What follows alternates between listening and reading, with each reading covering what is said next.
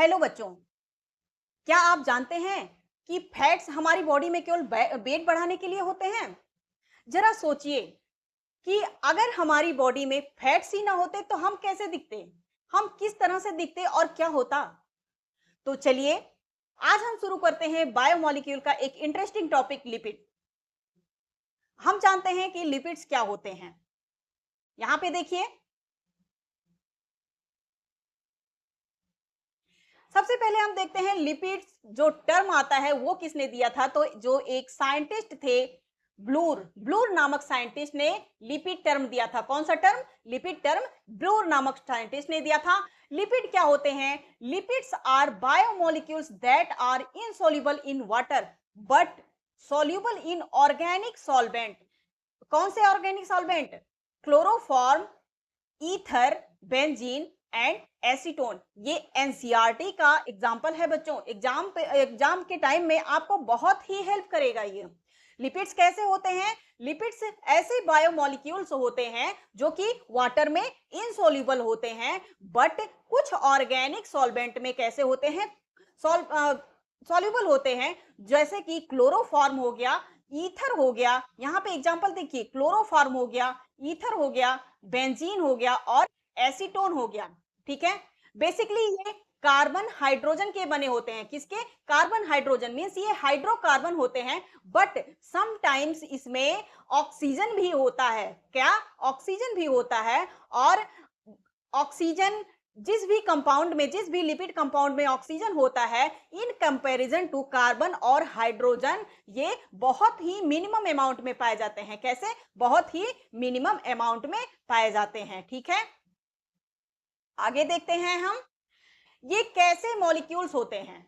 ये माइक्रोमोलिक्यूल्स होते हैं। इनका वेट कैसा होता है? अप्रोक्सीमेटली 800 डाल्टन होता है। कितना होता है? अप्रोक्सीमेटली 800 डाल्टन होता है but comes in acid insoluble pool. अब ये एसिड इनसॉल्युबल पूल में क्यों आते हैं? एसिड इनसॉल्युबल पूल में तो मैक्रोबायोमोलिक्यूल्स आते हैं। मैक्रोबायोमोलिक्यूल्स क्यों आते हैं? तो मैक्रोबायोमोलिक्यूल्स का वेट जो होता है वो 10,000 डाल्टन से ज्यादा होता है बट माइक्रोबायोमोलिक्यूल का वेट 800 डाल्टन अप्रोक्सीमेटली होता है। तो सोचने वाली बात यह है कि माइक्रोबायोमोलिक्यूल्स में लिपिड को क्यों रखा गया है? क्योंकि बच्चों ये हाइड्रोफोबिक नेचर के होते हैं और जब हम ट्राई क्लोरोएसिटिक एसिड डाल करके टिश्यू को स्लरी सब्सटेंस बना करके उसमें माइक्रो और मैक्रो बायोमोलिक्यूल्स को हम अलग करते हैं तो ये एक वेसिकल्स बना लेते हैं। क्योंकि ये कैसे होते हैं? हाइड्रोफोबिक नेचर के, ये दो पोल के होते हैं। अभी हम लास्ट में समझाएंगे आपको।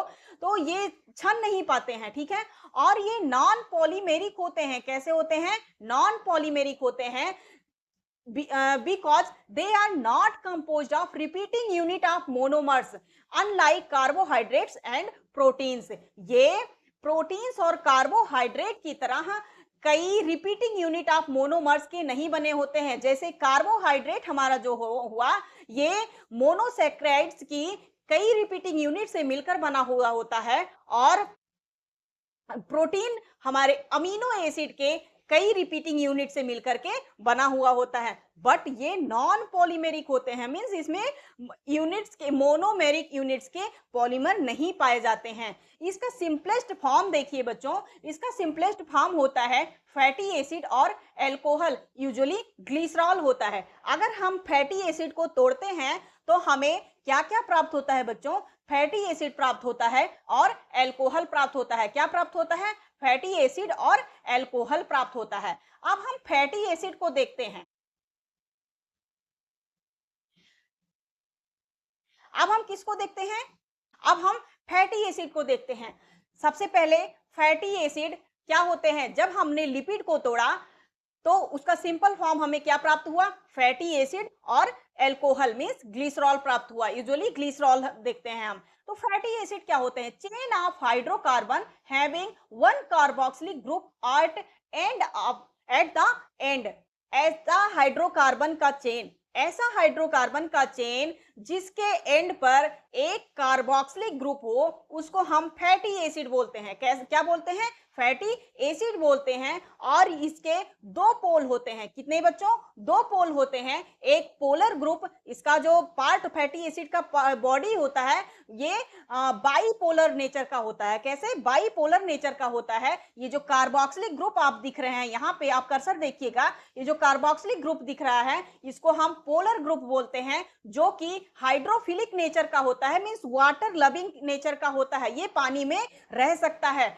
बट इसका जो ये टेल है ये नॉन पोलर ग्रुप का है। कैसा है? नॉन पोलर ग्रुप का है, मींस ये हाइड्रोफोबिक है। हाइड्रोफोबिक है, ये पानी में नहीं रह सकता है। इसी कारण बच्चों ये जो लिपिड है ये वाटर इनसॉल्युबल होता है और ये माइक्रोबायोमोलिक्यूल होकर भी, इसका वेट माइक्रोबायोमोलिक्यूल का होकर भी ये मैक्रोबायोमोलिक्यूल्स में इनको एसिड इनसॉल्युबल पूल में ये आते हैं। और बच्चों देखिए ऐसे कंपाउंड जिसमें ये दोनों पोल पाए जाते हैं, पोलर ग्रुप और non polar group, means hydrophobic group और नॉन हाइड्रोफिलिक ग्रुप, उनको हम एम्फीपैथिक बोलते हैं। क्या बोलते हैं?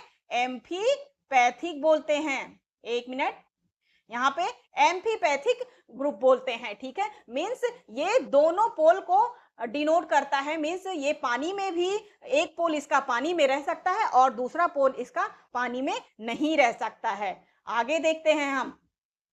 और इसका जो, अगर हम फैटी एसिड को देखें तो ये फैटी एसिड का स्ट्रक्चर क्या होता है? इसमें हाइड्रोकार्बन का आर ग्रुप होता है जो कि वेरिएबल होता है। जैसे अमाइनो एसिड में आर ग्रुप वेरिएबल था, उसी तरह फैटी एसिड में भी एक आर ग्रुप होता है जो कि वेरिएबल होता है और इसके एंड पर एक कार्बोक्सिलिक ग्रुप होता है। और ये आर ग्रुप बच्चों मिथाइल भी हो सकता है, CH3 मिथाइल भी हो सकता है, C2H5 इथाइल भी हो सकता है और 1 से लेकर 19 कार्बन कंपाउंड भी हो सकता है। कितना? 19 कार्बन कंपाउंड भी हो सकता है। एक नोट करके आप लोग याद रखिएगा कि fatty acid more than 20 carbon नहीं होते हैं, अप्रोक्सीमेटली 20 कार्बन कंपाउंड ही हो सकते हैं फैटी एसिड। तो यहाँ पर जो सिंपलेस्ट फैटी एसिड है वो CH3COOH मींस एसिटिक एसिड है। कौन सा एसिड है? एसिटिक एसिड है। ठीक है, ये एसिटिक एसिड है। ठीक है, और जो ये लार्जेस्ट फैटी एसिड है, कौन सा? लार्जेस्ट फैटी एसिड है, इसको हम एरेकिडोनिक एसिड बोलते हैं। कौन सा एसिड बोलते हैं? एरेकिडोनिक एसिड बोलते हैं। और इसका फार्मूला जो है ये CH3CH2 18COOH होता है, मींस ये लार्जेस्ट फैटी एसिड होता है।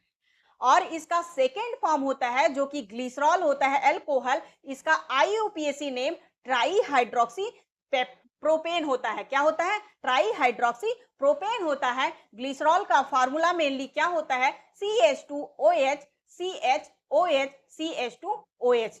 तो आज के लेक्चर में बच्चों हमने जाना कि लिपिड्स क्या होते हैं और उनकी पहचान कैसे की जा सकती है। मिलते हैं हम नेक्स्ट लेक्चर में, लिपिड्स का जो टाइप्स है उसको डिटेल में समझेंगे। तब तक के लिए आप लोग बने रहिए। अगर आपको इससे जरा सा भी हेल्प मिला होगा तो हमारे चैनल को सब्सक्राइब करिएगा हमसे बने रहने के लिए, और हम बायोलॉजी का एक एक वर्ड आप लोगों को सिखा देंगे। ठीक है, तो बाय बाय बच्चों, थैंक यू।